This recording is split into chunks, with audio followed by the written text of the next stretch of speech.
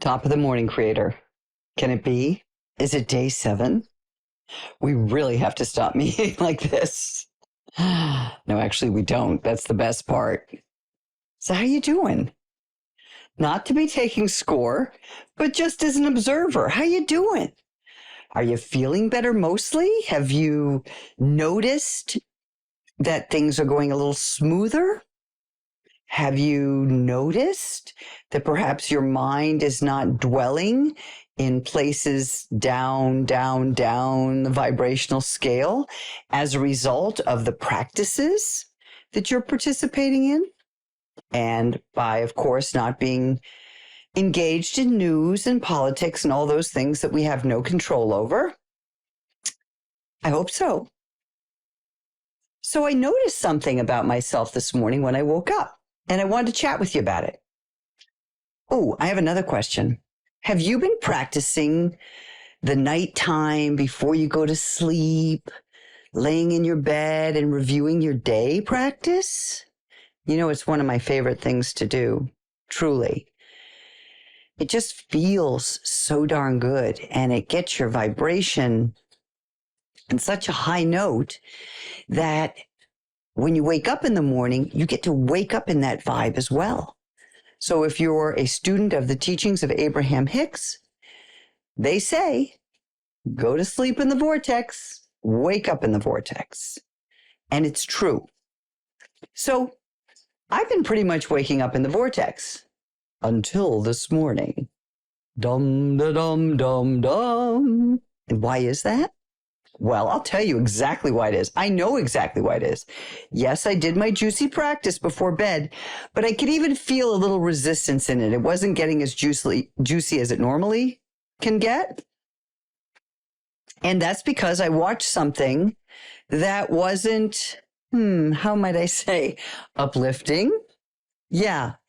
It was one of those detective-y shows. It takes place in Sweden. And I thought, oh, I can get in and get out. No problemo. Well, I got in and I got out. But when I got out, I brought some of that vibe with me. And that's what we do. It's kind of like fly paper, okay? It sticks to you. And because we know there is no right or wrong, and you can't get it wrong because you can't get it done, it doesn't matter. Because what we're doing here together is we're becoming our own psychotherapists, psychoanalysts, analysts of human behavior, sociologists. We are Piagets. We are Skinners. These are doctors that were, if you don't know, huge in the field of understanding human behavior. And we're Margaret Mead. She was a renowned sociologist. So we're going to experiment. And when you observe your behavior from that place of, look at me experimenting and thinking I can get in and go in and watch some TV show that's really not about anything uplifting at all. Although I will say the protagonist is quite good looking. And perhaps that's why I was sucked in. But it's just an experiment. So I woke up this morning and I was feeling, I knew immediately that when I was just laying here, I like to lay in bed and just feel how juicy it feels to be in bed and waking up and listening to the birds and the ocean. And man, my brain just started going the moment I was awake. It engaged. And that's usually not the case. And so, I laughed at myself and said, look at me, thinking that I'm the one exception in the entire universe. Well, I'm not. So you get what you give. Okay, you get where you were hanging out. This is wonderful to know. It goes back to that funny Esther story. I did that when she does something really groovy and fabulous. And then, oh, I did that when it's not so groovy and fabulous. So we are responsible for all of our actions, for all of our choices. And we get to observe. And that's what this whole 21-day gig is. It's an opportunity for you to observe your behavior, your choices, and see how that affects you. And what level do you want to pull back? And what level do you want to just say, oh, screw it, I'm going in for a penny, in for a pound? I know that when I'm out of the vortex and, when I'm really out, sometimes I just say the hell with it and I just watch some horrible show and say, well, I'm already deep in it. What difference does it make, rather than attempting to haul myself out before I go to bed and start all over again the next day. But the beautiful thing is that we always have a reset available. We have sleep, lovely sleep. We can do naps. We've got the whole night.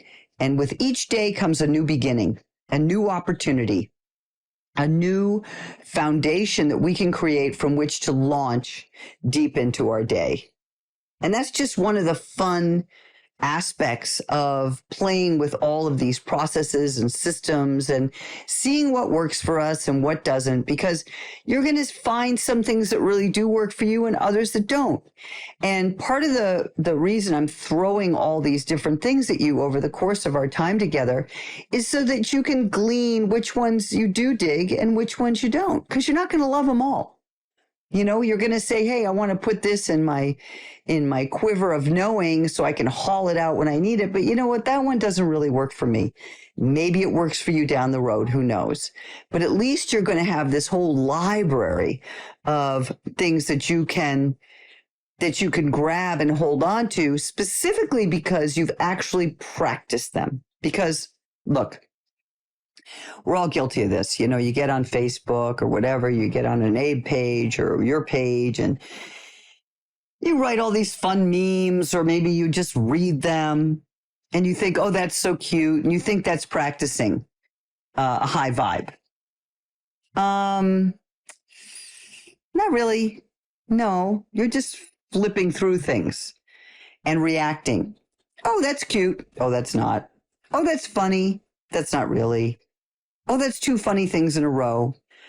But if you really want to play, if you want to be a player of the highest order, if you want to be someone who really understands, who not only understands this work, but actually knows how to implement it, then you've got to spend more time than just flipping through things and reacting to them, either in a good or a bad way.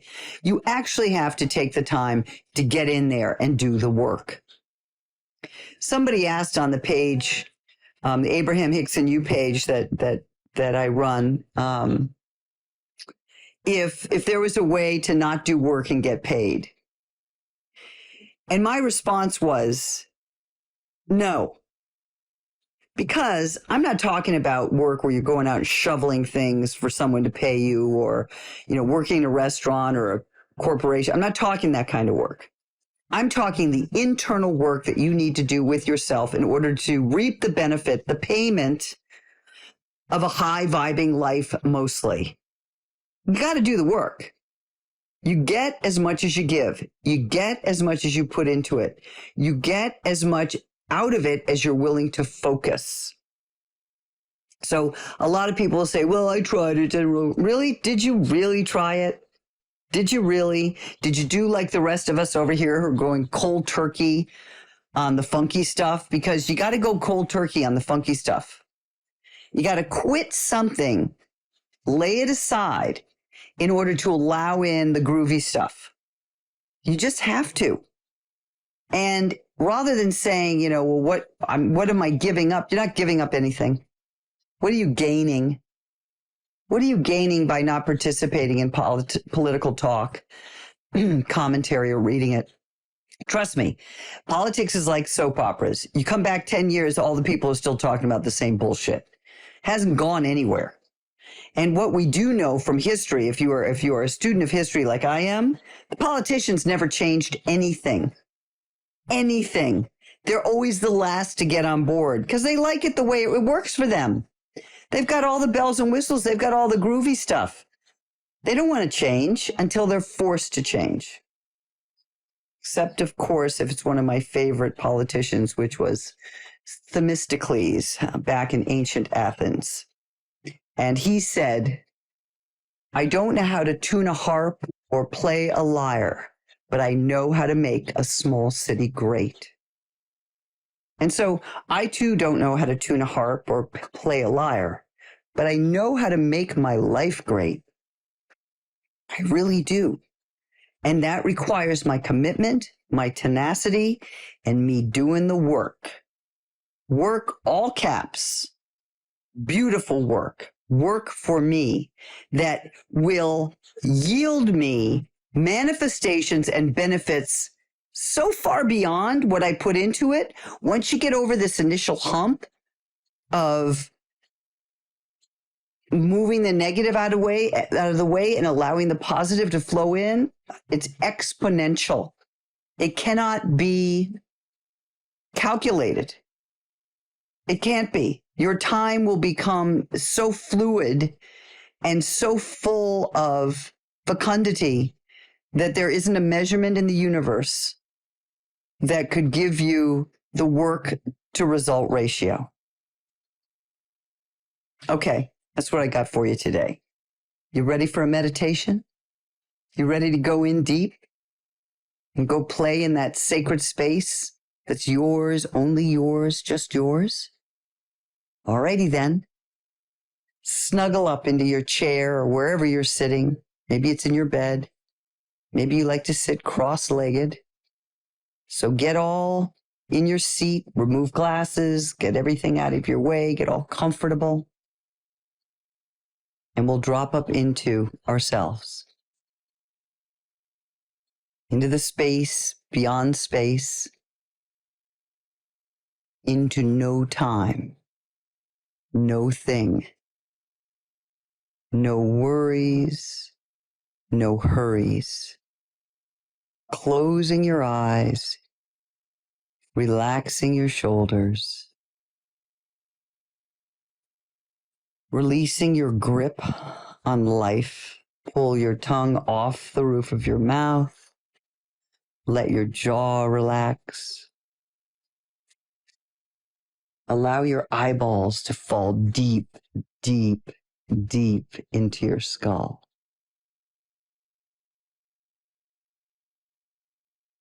Notice your breathing. Just notice, as an observer, that you are breathing.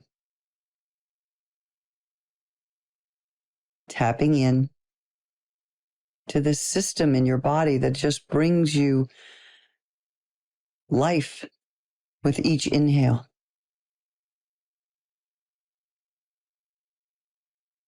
Your shoulders are relaxed. Your chest, your arms, your hands. Allow your belly to poof out on your next inhale. Really inhale deep, deep, deep into your belly. And then exhale it all out. Allowing your body to sink deep in the seat, allowing whatever you're sitting on to hold you. Releasing yourself into gravity. Your legs are relaxed, your ankles and your feet and your toes. Your hands are heavy in your lap. And you're just giving in so that you can move to the sway of well-being that surrounds you. It's always available. It's so easy to access.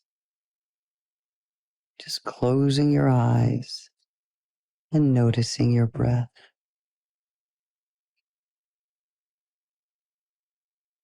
Watching where your breath comes in and out of your body. Where does it manifest first? Where do you notice it first? Is it in the tip of your nose? Is it coming into your nostrils?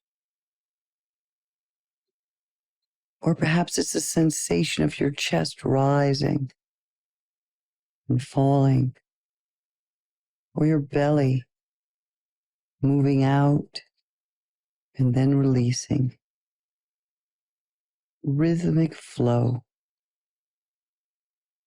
Allowing the rhythmic flow of your breath to take you deeper and deeper into your world.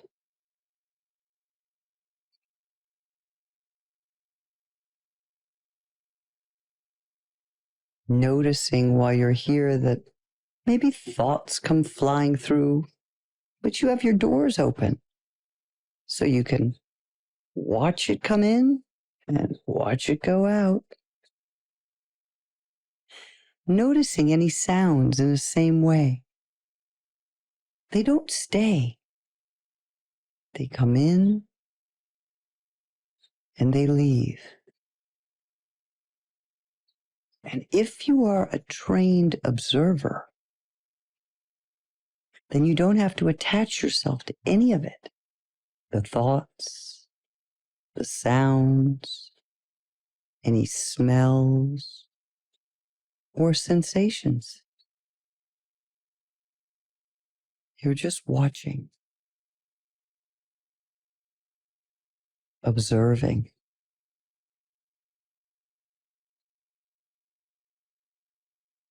Let's do a little breath work. So what I would like you to do, all the while with a relaxed body, is just inhale all the way till your lungs are full. And then when they're full, hold your breath and then take one more sip of air. Hold it for the count of 1, 2,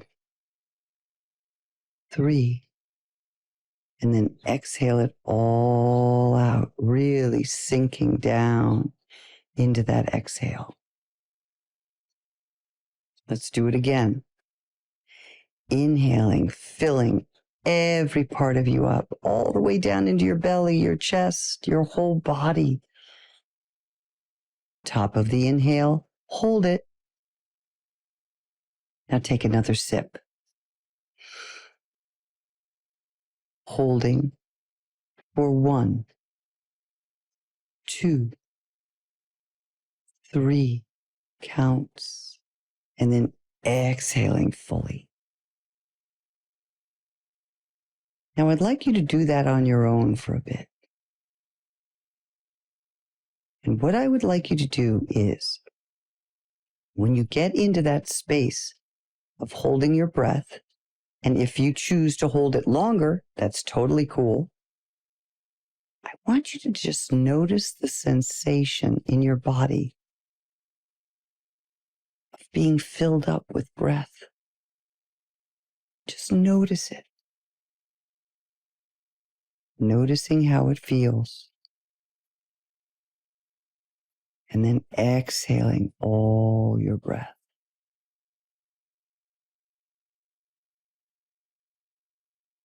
I would also like you to notice when you're holding your breath, is your body tense? I want you to relax your body while you're holding your breath. It seems like a dichotomy, but it's not. We'll play around with this for a bit. And I'll be here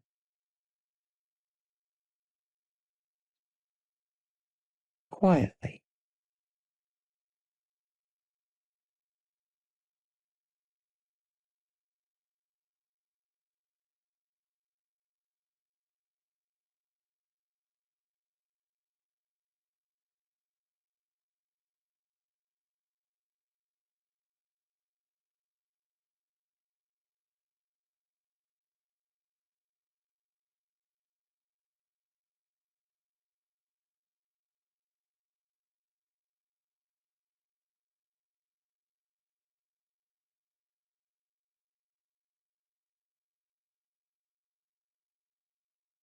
Lovely.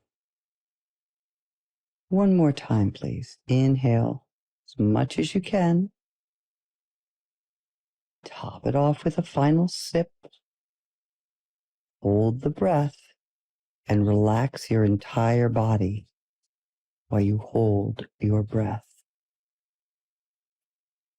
And then exhale it all out.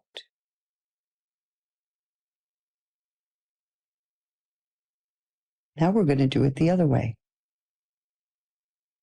You're going to inhale, deep fluid inhale. Take an extra sip, but then rather than hold it, let it all out. Pull your belly in, every little bit, and then hold your breath for 3 counts.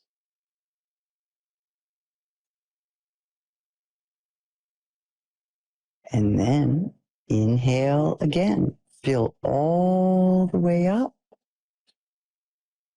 Extra sip. Exhale all the way out.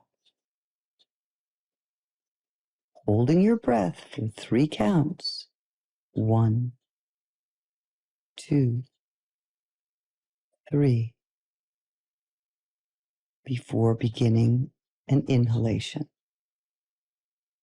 Now you take this on your own time.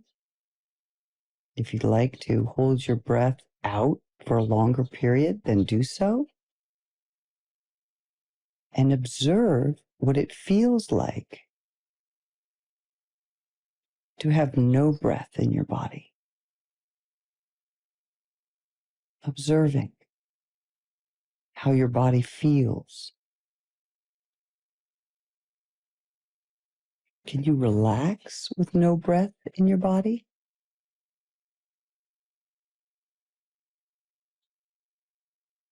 Relax around the tension.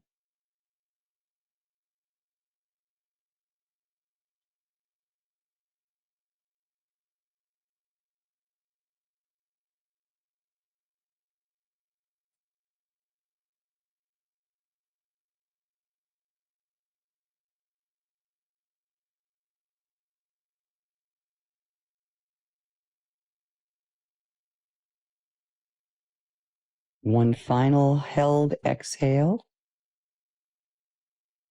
And then I would just like you to come back to regular breathing, observing, relaxing all of your body, noticing, releasing.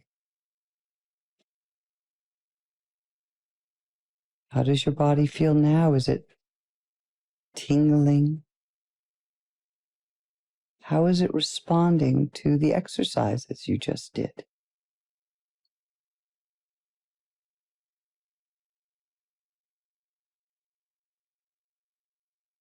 Let your eyes fall deep into your head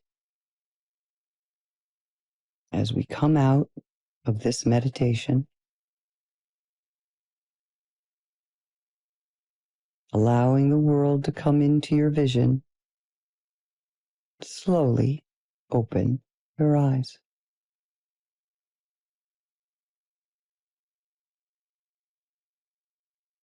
Noticing how you feel. Noticing the residual effects of your meditation and breath work.